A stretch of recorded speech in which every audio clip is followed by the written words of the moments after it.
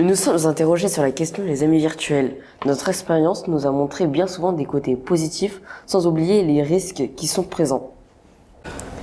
Nous voilà donc partis en quête d'un être étrange qui pourrait nous éclairer de son expérience. Nous savons qu'il peut être habillé d'une cape avec ses oreilles qui en dépassent, accompagné des fois d'un familier fantastique. Il apparaît aussi sous la forme d'un assassin avec une armure à cornes, ou encore sous la forme d'un avatar à lunettes type manga. On sait également qu'il adore les livres et qu'il en fait son métier. Cette info est sûrement fausse. Gagner de l'argent avec des livres, mais qui achète encore des livres? Pourtant, au détour des 4 chemins, nous l'avons enfin trouvé. Bizarre, il ne ressemble pas du tout à ses avatars. Nous avons réussi à le bloquer à l'étage pour lui soutirer son expérience.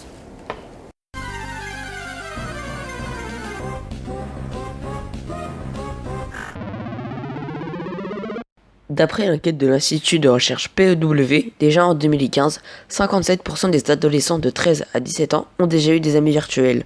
Ce phénomène a été amplifié par les confinements. Pour moi, un ami virtuel, ça serait quelqu'un avec qui j'ai lié une amitié assez forte, mais que je vois très peu en vrai, voire pas du tout, que je n'ai jamais rencontré.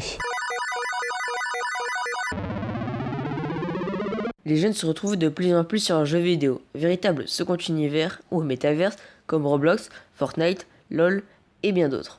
Ils consacrent maintenant beaucoup plus de temps aux forums de discussion type Discord sur lesquels ils peuvent échanger avec leurs amis sur des thématiques qui leur sont chères. J'ai beaucoup d'amis virtuels que j'ai rencontrés à travers ces jeux vidéo, notamment Dofus, League of Legends.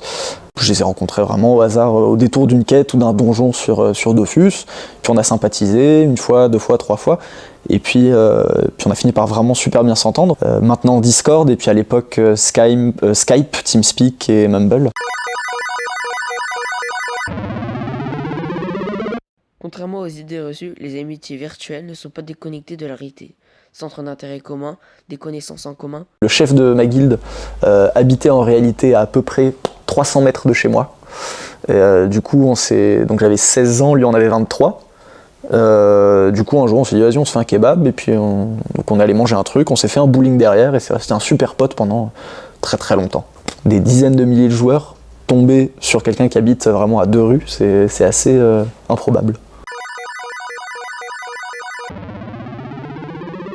Le choix des amis virtuels sont similaires en bien des points à celui des amis irréels, in real life. C'est exactement pareil avec les gens dans la vraie vie au final. On peut jamais être sûr à 100% que quelqu'un va pas faire un coup en traître ou arrêter d'être notre ami du jour au lendemain. Le fait que ce soit virtuel ou réel ne change rien. C'est peut-être plus simple pour celui qui trahit de le faire si c'est virtuel, puisque il n'y a pas la confrontation et le face-à-face. Mais c'est ça aussi qui fait la beauté du truc, c'est faire confiance à l'autre. Et puis si on se fait avoir, tant pis, c'est la vie. Après pour ce qui est des relations amoureuses à distance, si j'en ai vécu une, mais c'est pour ça que ça s'est arrêté, parce que ça n'a pas fonctionné. Le rapport Find Your Tribe nous apprend que 41% des adolescents se sentent plus en confiance sur Internet que dans la réalité. L'écran joue un rôle d'une barrière de sécurité, barrière illusoire.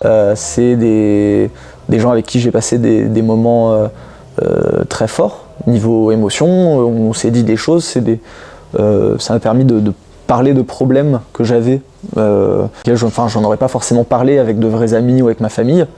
Et le fait qu'il y ait le côté virtuel, donc que ce soit un ami mais qu'à la fois ça soit un inconnu, ça m'a permis de libérer un peu la parole. Le problème c'est de savoir vraiment qui est derrière la caméra, derrière l'ordinateur, parce qu'aujourd'hui c'est très facile de falsifier son identité sur internet.